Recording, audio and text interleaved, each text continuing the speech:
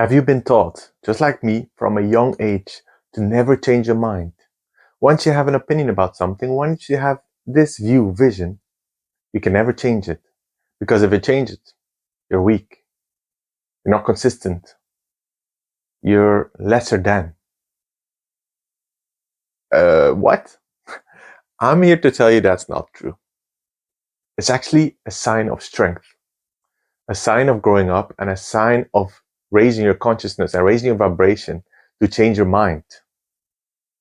Maybe you say something today and tomorrow you think the opposite because you grow and you have more knowledge about it. It's a common misconception that you need to be in the same boat all the time. Now, I'm not saying to say A today, say B tomorrow, and say C next week. Or maybe if it's based on your own understanding, but not just like, oh, today I want to do this, tomorrow I think about this. This is about consciousness. You become more conscious of yourself. You become more conscious of the world, so your opinion, your mind, your values about the world change. Your own values change. So changing your mind actually is a beautiful thing. And if someone's come to you, hey, in the past you said this, and now you said this, like, what's up? Then you can just say, yeah, I've grown. I've gained knowledge, I've gained experience, and now I think differently. Like here in the Conscious Manual, that's what I encourage you to do, to change your mind consciously. And to love yourself so you can love your life and actually create the reality that you want. Because now you're in the same mind. Now imagine if you're in the same mind your whole life. You have this box, this reality that always is the same. Certain amount of salary, love, health. And if that is always your mind, your reality, nothing is ever going to change. But now if you're open to changing your mind and deliberately changing before your reality changes, then your box not only expands, but evaporates. An example from me is that I used to be a big advocate against psychedelics. When I was younger and in my 20s, I didn't understand it. I had no experience about it. So I was like, no, don't do that. But now that I have experience, knowledge about it, I am an advocate for psychedelics if you use it consciously. It's all about setting and intentions.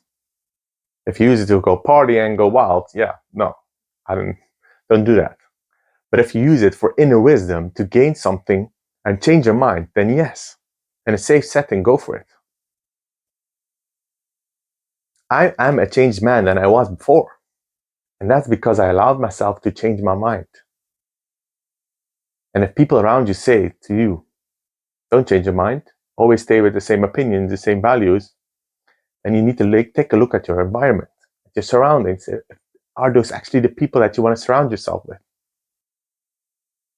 What I do say to you, what you shouldn't change, is your word. If you give your word that you're going to do something, you need to follow up. You need to do it for yourself first and foremost. You need to show yourself, not only tell, but show yourself that you are a man or woman of your word. You say you're going to change a habit, you're going to implement something, you're going to do something, and then you don't.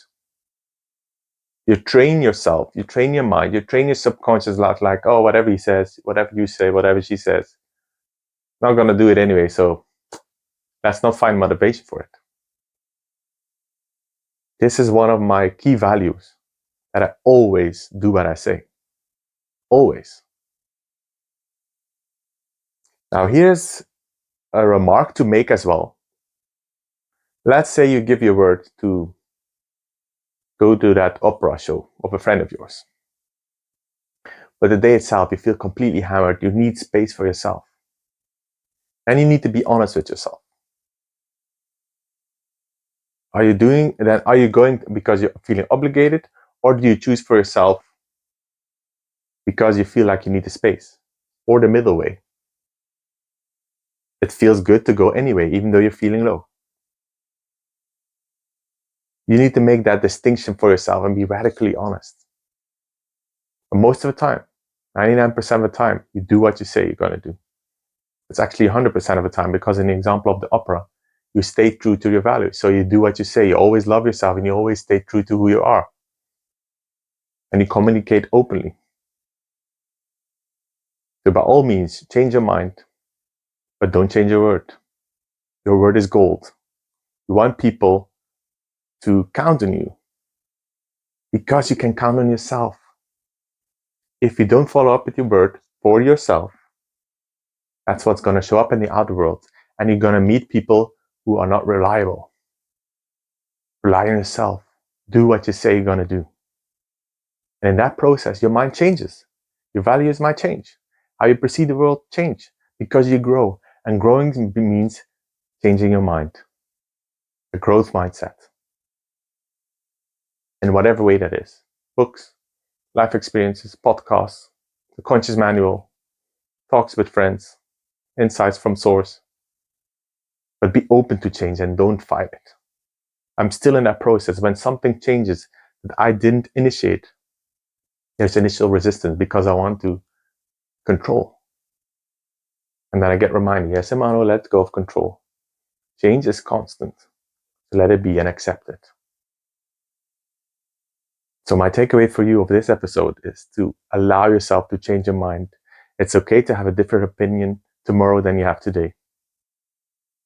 And to follow up with your word to yourself. Do what you say to yourself. Not because you prove something, because you are already enough. But to show yourself that you mean it, that you're serious with the love for yourself. There's no proving in there. There's just showing. And then your body, your subconscious, and all the rest will follow. It will become easier and easier and easier.